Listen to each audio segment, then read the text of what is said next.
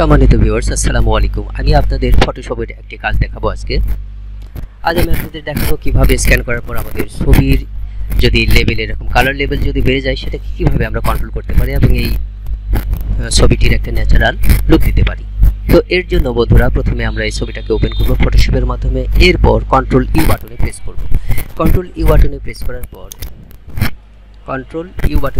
পর আমাদের সামনে হিউ এবং স্যাচুরেশন নামে এরকম একটি অপশন আমাদের সামনে চলে আসবে। এই অপশনটি থেকে আমাদের এই যে প্রথমে যেটি অপশনটি আছে, প্রথমে স্যাচুরেশন, এই স্যাচুরেশনটিকে আমরা ডানে বামে কমিয়ে দেখব, ঠিক আছে, ন্যাচারাল লুক আসা পর্যন্ত। এরপর এই যে হিউ যেটা আছে এই হিউটাকে পরিবর্তন করলে আমরা ন্যাচারাল লুকে আসা পর্যন্ত আমরা এইভাবে হ্যান্ডেলগুলো পরিবর্তন করব। ঠিক এইভাবেই যে কোনো একটি ছবিকে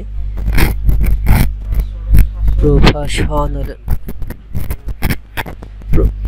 মানে করা যায়।